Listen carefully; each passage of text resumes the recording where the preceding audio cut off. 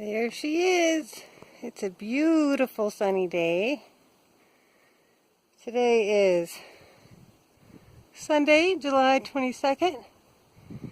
It's been a week since I've been out here. But you know, it waits. All the slumber, it's happy to sit and wait for you. So, there's a puddle in the doorway. I'm going to see if I can remedy that. But the rest looks amazing. So, today's plan. We did the header, and that center A that attaches to it was the last thing we did. We've got one sheet of sheathing over here that's attached. Everything's looking pretty good. So today I plan on doing some stuff with these 2x4s. My intention today is to figure out my roof framing on that kitchen to meet it up with the header. And then to start thinking about connecting this A here to whatever roof line is there. So there's things for siding to get attached to when the time comes. And then if I'm feeling really ambitious, I can start thinking about framing the interior wall, the bathroom, toilet room walls, but we'll see how far I get. It is, as you can see, a very, very beautiful day. Yesterday, I worked all week, Monday through Friday is normal. Yesterday was rainy, hence that puddle. Rained all day, off and on, mostly on. And I just didn't want to work in the rain. I didn't feel like it. So I was lazy and binge watched Netflix for most of the day until it came time to go down into Hilo for an event that we went to last night, which was actually a really pleasant event. We went to the American Cancer Society Relay for Life event in Hilo. It was at a stadium there, and they had a relay that went around on the track on the perimeter.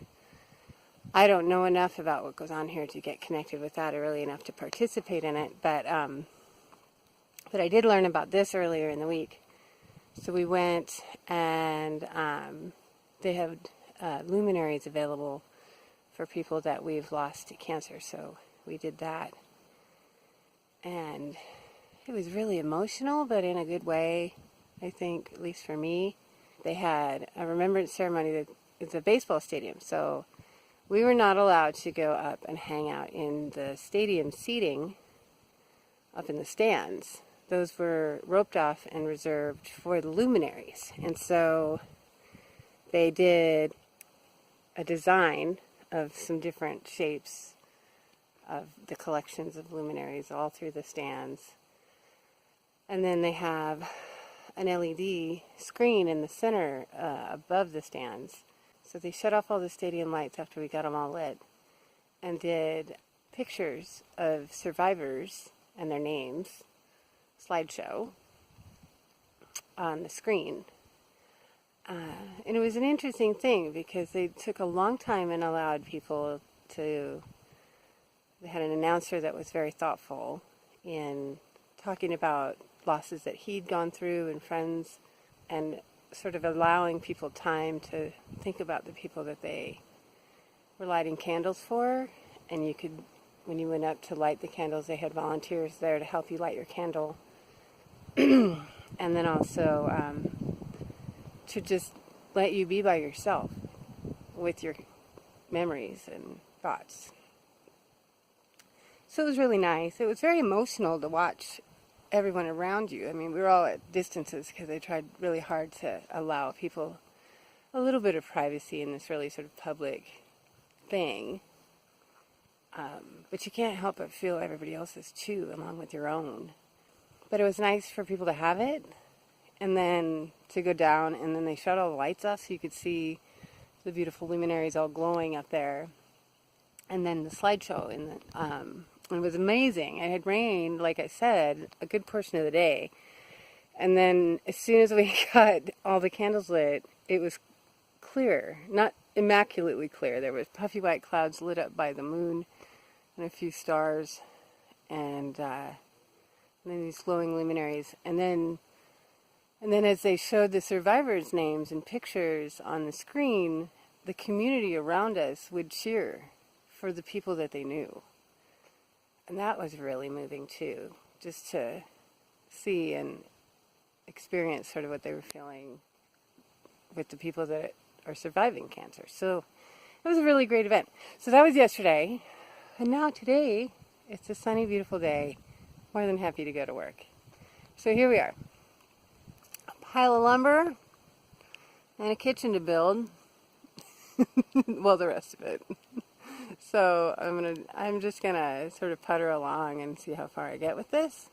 It's warm, so I brought lots of cold drink, and it's the middle of the day, so I'm just gonna work all afternoon and see how far I get. No big deal. Okay, progress update. Still a beautiful day, as you can see. I've got the first of the roofing rafters for the kitchen cut and fit. It was trickier than I expected. I wasted one, but it'll get used for something else. But so what I had to do, see if I can do this without shining the sun in your face, is I had to get the angle correct where it meets the header there. And then I wanted to do, we didn't do this in the cottage, so I had to kind of figure it out. I wanted to do a notch so that it sits on top of this wall plate and locks itself in. So that's where it got kind of tricky. So anyway, it's cut up and then over and then down on this side so that it literally just locks onto that top plate.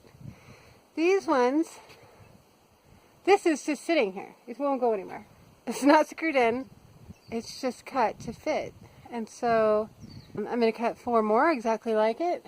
Maybe with this notch a little more conservative. You can see that there's a 1/4 inch gap. That notch is a 1/4 inch too wide for the top of that board. That's okay. You can fix that on the rest of them. So I've got 4 more of those to cut. And then once I've got them cut, these will get nailed in with framing nails. But this, because it's sitting on that double wide, let me go over here out of the sun. It's sitting on that double thick header. From this side, it'll get those long, crazy, they're like a lag bolt, but it's a screw. Anyway, it's a long screw, the same ones that we use to screw in the header. Will go in from this side. It's a 6-inch screw, so I'll put it low on that board and it should go through and well into that 2x4 and just barely not go out the other side of that 2x4. Anyway, so 4 more of those to cut and I'll have my roofing rafters. It took a little longer than expected, because I didn't get my notching. So what's wrong with this one is that I've got the notch and the notch is great, but this angle cut is about just over, it's like 3/8 of an inch too short of a board. So it hangs a little low. It doesn't sit the way I wanted it to. So I'll repurpose this board for something else later. But this one sits the way I want it. I don't know if you can see it in the sun. It sits exactly center on that header. Like I knew what I was doing. So yes, I'm going to cut 4 more of those, and that'll be it for these. And then I'll put them all in place permanently, and I can start thinking about what's going to go on the sides. I had forgotten, part of the problem with this guy was that when I braced this kitchen wall with these braces, I just braced it because I had to be done for the day. I was done. And I forgot to plumb it. So then after I got up there on the tall ass ladder, I was putting up my rafter that I'd cut and realized, hey, is this wall plumb? I should check. No, not even close. So I had to unscrew the braces, plumb the wall, rescrew the braces, and then discover that although my prior one fit before, it doesn't work on a now plumbed wall. So, yeah, whatever. Now it's plumb, and I have a good fit there, and a good fit there. So this little roof, although I'm kind of thinking I might end up roofing it with clear roof for light. I can't decide. It may just be too darn bright in this little house if I don't give it a solid roof, but we'll see. But it does need to be strong enough to actually sit up there and screw the roofing panels on without falling through. So they will be every 2 feet a rafter, which makes 5, 1 on each end and 3 in the middle. 4 more to go.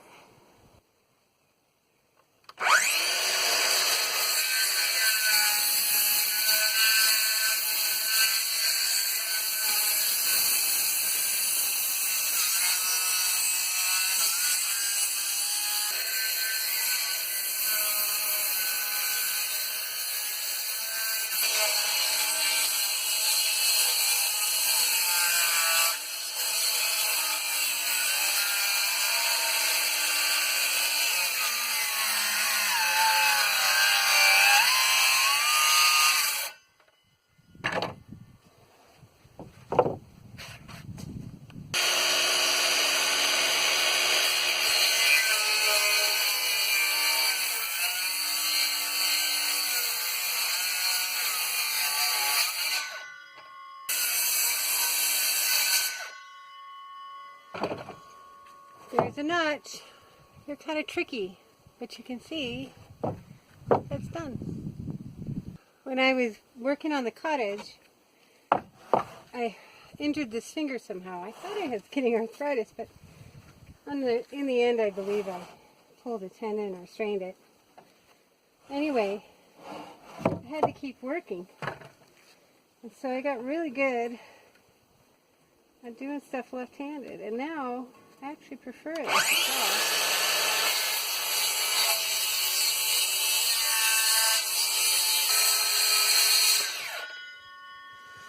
Last notch. Done. So now I'll cut the ends off. They're already marked. Our angle ends.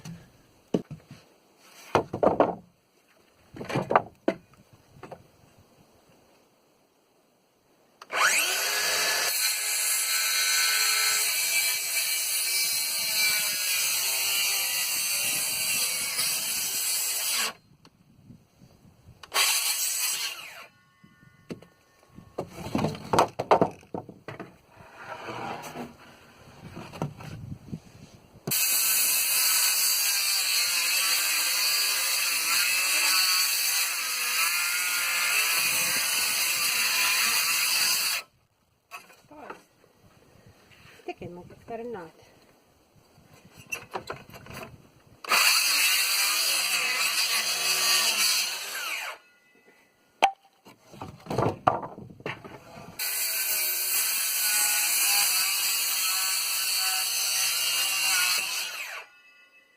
Okay, that is the last of our 5 rafters for the kitchen roof. I'm going to go up and set them in place and think about nailing them. Woohoo! Good progress. First thing I have to do before I can set them in place is this kitchen wall is 8 feet. Maybe I should back up. That's 8 feet. So I need to mark where they're going to sit there. I need to mark where they're going to attach. I don't know if you can see this. Yeah, up on this header. So I'll do that next. Oh, there we go. Decent light. I'll do that next. The weather's holding out. It's 4:30, but I think I'm just going to keep trucking along because it's going pretty good. The notching process definitely took longer than I expected to figure out and do the math, and geometry is not my strong point when I don't know what angles I'm starting with, and so recreating new angles is kind of a joke for me. So I just keep going up, drawing on it, mark it up, see if it fits, And it's worked out, but it's been a little bit of a slow process. I could be smarter at that stuff. But nonetheless, roofing rafters, I'll be happy to have them up. For those of you that are interested, I doubt any of you are, but if you're interested in what the screws are that I'm using to attach the header and then also the roofing rafters to the header, those big long 6-inch screws are called timber locks. And they have a massive strength to them once they're in. So all of this will be really good and strong when it's all put together. So I'm going to go set these in place. Happily, they'll hang out there without any screws or nails, so I can set them in place and then climb up there with the screwdriver and do the screws and the nail gun for the outside. They'll just get toe-nailed in. But they'll hang out where they're supposed to be after I get it marked and know where they're supposed to be. So that's good. Handy. Here we are on the roof. Oh, the sun's going to come out. Whoop! Almost dropped the camera. They're all attached. I don't know how much you can see because I can't see where I'm putting the camera necessarily. Anyway, from here you can see how these are attached. So they notch on both sides. See if you can see that. They just slide right over the top of the board. And then they get toe-nailed in on both sides. So there's nails on this side, and there's nails on this side, and there's one in the top that goes down in. So these babies aren't going anywhere. And I'm pretty happy, see if I can get down this ladder, pretty happy to have this done. Looks pretty great. I'm happy, as I said. So yeah, let's go in the house. So now you're standing in the main room, and there's your kitchen. And the rafters meet up to the header just the way they ought to. You can see, maybe, there's a real dark spot there. That's that timber lock. I only had 3 left after installing the header itself. So the 2 outers and the main center here all have timber locks. It's overkill, but I had them, and why not? Make it sturdy. The 2 centers are just nailed in place. But yeah, so you can start seeing how this kitchen is going to look. The ladder's in the kitchen, but whatever. It's going to be a nice evening here. So yeah, so that's the kitchen. The roof rafters are on. I'm really happy about that. I love being able to see the profile now. So if you're laying in bed, your view is of the front door, and you look up and your high ceilings, and then over there, and then oh, there's a nice window there, so you can see some daylight in.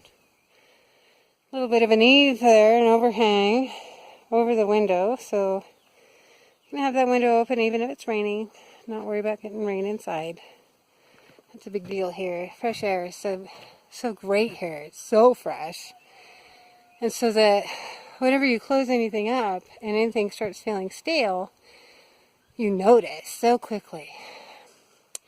But anyway, so there's our line.